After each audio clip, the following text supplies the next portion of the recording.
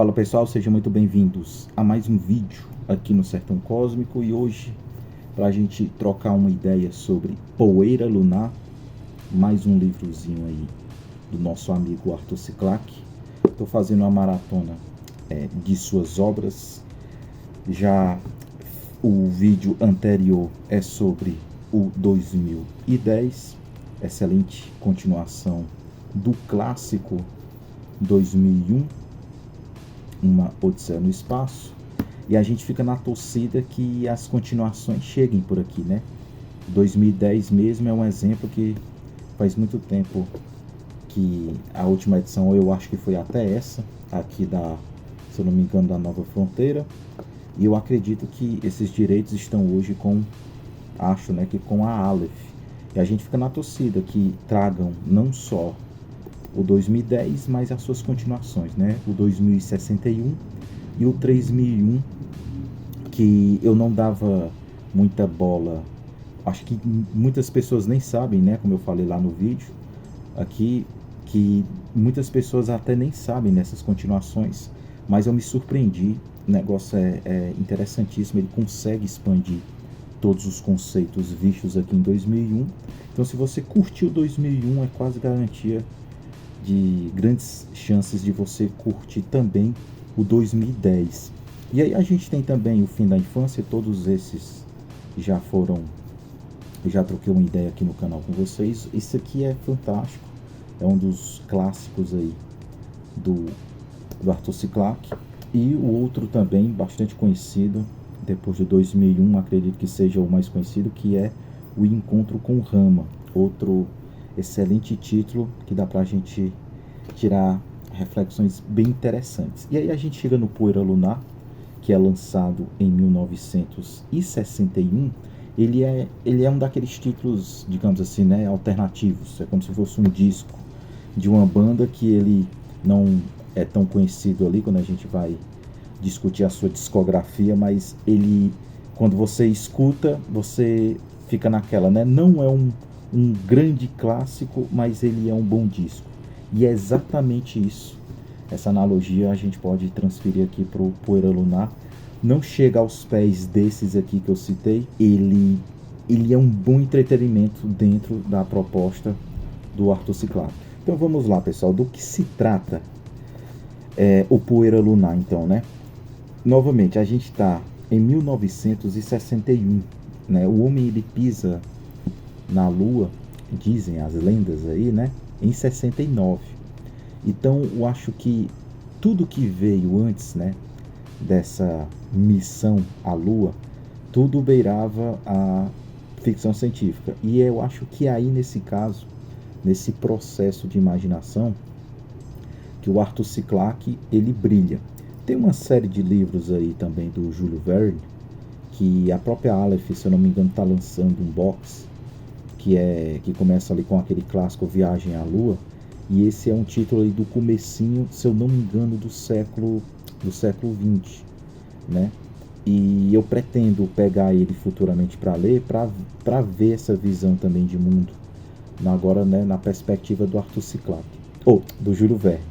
Então, assim, a perspectiva de mundo aqui e de visão desse período do Arthur C. Clarke, ele até abre essa edição aqui da Aleph, tem um prefácio onde ele explica de onde foi que ele tirou essa ideia que vem disso que eu estou querendo dizer, né? Que como o homem não tinha pisado lá, a gente ainda não, eles no caso, né, a galera não tinha noção de como seria não só a atmosfera, tudo isso ainda estava sendo estudado, analisado, né? Não só a questão da atmosfera, tem a questão do solo, esse tipo de coisa. Nessa parte do solo é onde entra a proposta do livro do Arthur C. Clarke, que ele imaginou, no caso, né, a Lua, ela, se a gente for pegar uma analogia, a gente pode analisar que a Lua fica numa espécie, como se fosse numa estrada intermediária, né, que tem muito fluxo de carros. No caso, os carros aqui, né, a Lua,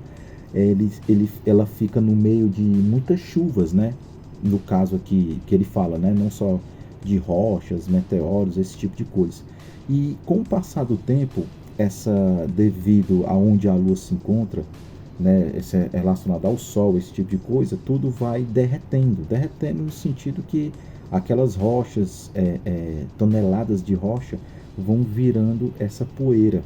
E toda essa poeira, o Arthur C. Clarke ele nos mostra que tudo isso pode ter se transformado naquela base, né, do solo da Lua, como uma espécie, não, a palavra não é areia movediça. E é bem legal essa parte do livro, quando ele fica citando que a areia da Lua parece tão fina, né, uma camada que é talvez mais fina do que o talco. E eu achei essa parte bem interessante, e que parece um mar, e nem, não só uma areia.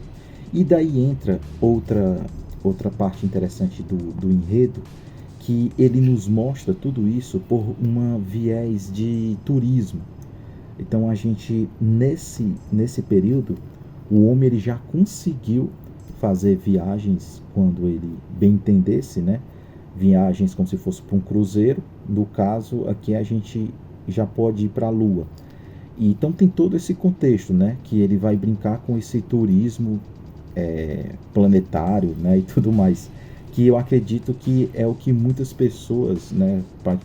Principalmente os bilionários aí, quando não tiver o que fazer, o entretenimento deles vai ser pensar como a gente vai começar a fazer esse turismo de planetas, né?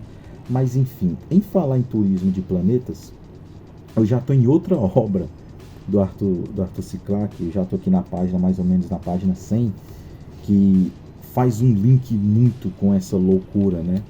De fazer essa escalada no caso aqui, para a Lua, e é As Fontes do Paraíso. Já estou aqui na página mais ou menos 150, e isso aqui está caminhando para uma doideira, né? Diferentemente aqui do Poeira Lunar, que tem todo esse plano de fundo na ficção científica, mas aí a gente vai, digamos assim, a gente vai por caminhos totalmente diferentes do que pelo menos até agora eu estou sentindo aqui As Fontes do Paraíso, que é uma das próximas resenhas quando a gente for conversar.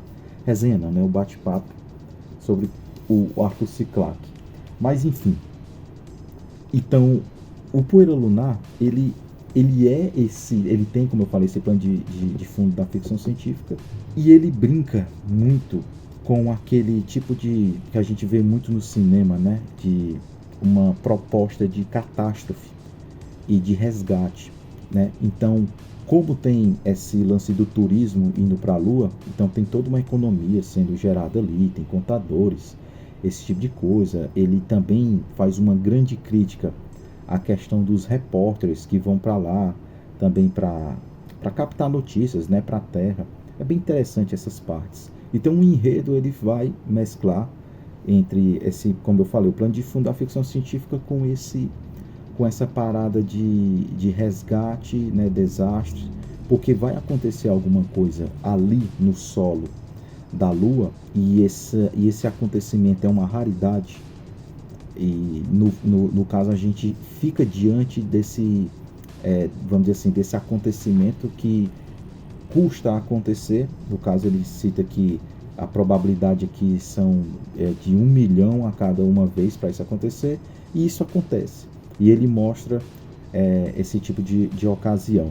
Então, assim, é um livro um pouco mais simples. Eu acho que ele é interessante para realmente os fãs do Arthur C. Clarke. Eu não indicaria esse livro avulsamente para uma pessoa que quer adentrar na ficção científica, e principalmente nas obras do Arthur C. Clarke. Todas essas que eu citei aqui, né, O Encontro com Rama, O Fim da Infância, o 2001, são livros que, digamos assim, têm uma mensagem um pouco mais, essa palavra, né, um pouco mais sofisticada, vai te fazer pensar um pouco mais, ele traz mais problemáticas. Aqui no Poeira Lunar, a gente tem, devido à formação aqui do Arthur C. Clarke, né, não sei se ele era doutor em matemática, física, enfim, ele tinha uma formação bastante técnica.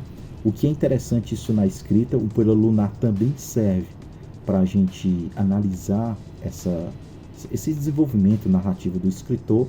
É bem legal quando você faz uma maratona de um determinado escritor, porque você vai acompanhando também esse desenvolvimento e essas ideias. Que é sempre, o Arthur C. Clarke, eu já estou notando que é sempre um plot bem básico, né? Só que o desenvolvimento, ele é bastante cabeçudo, ele traz o pessoal chama, né, de hard sci-fi, mas é um hard sci-fi que dá para acompanhar de boa. Não é obrigado você sempre pesquisar para ver se ele está realmente trazendo algo bem técnico, bem real, mas ele coloca isso na sua narrativa para deixar o negócio mais, eu acho que para ele lá, né, realmente esse pé realmente na ciência.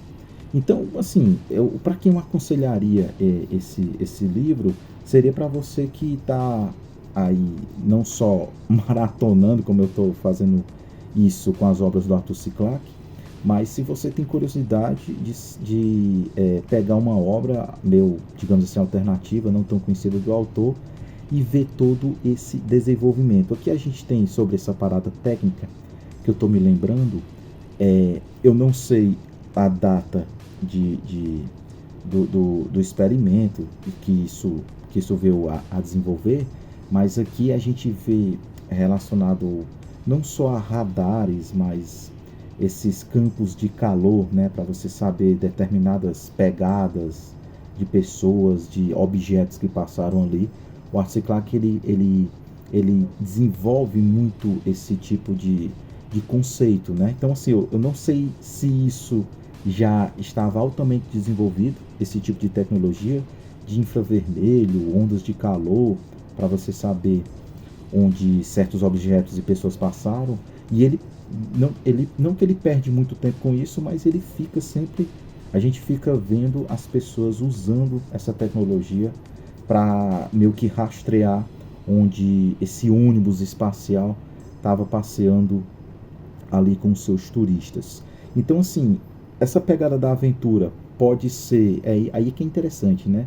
Como ele junta essa ficção científica com essa parada de aventura barra resgate, desastre, possa ser que uma pessoa possa se apaixonar por esse enredo pela parte mais hollywoodiana, né? Que eu não sei como isso aqui ainda não veio parar no cinema, porque tem uma premissa muito chamativa, sabe? Aqui já está tudo, realmente, se um diretor quiser, ele só precisa realmente limar algumas partes, porque já está tudo aqui muito bem construído para se transformar na mídia do cinema.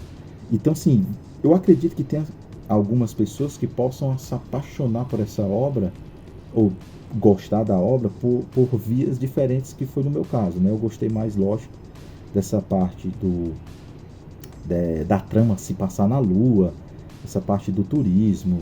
Isso já faz parte da economia, dos planos, não só do presidente, mas de outras camadas, né, federativas. Eu acho isso muito legal, esse aparato, todas essas descrições, como eu falei aqui, essa parte mais técnica, para mim é o que deixa a obra mais apaixonante e mais interessante. E outras pessoas podem achar que essa parte aí da aventura, do resgate, do desastre que acontece ali com o ônibus espacial, é o que pode ser a parte legal do livro. Então é isso. Então, pode, a pessoa pode vir se apaixonar, porque o livro ele dança em algumas vertentes aí. Então, assim, pessoal, eu achei bacana. Não é, novamente, igual aos clássicos aqui do autor. Como eu falei, eu estou lendo aí As Fontes do Paraíso, e ela está caminhando para uma parada bem mais complexa, bem mais cabeçuda, que com certeza, assim, vai ser melhor, eu acho, né? Que está correndo tudo para ser uma leitura melhor do que o Poeira Lunar, mas isso não quer dizer que o Poeira Lunar seja ruim.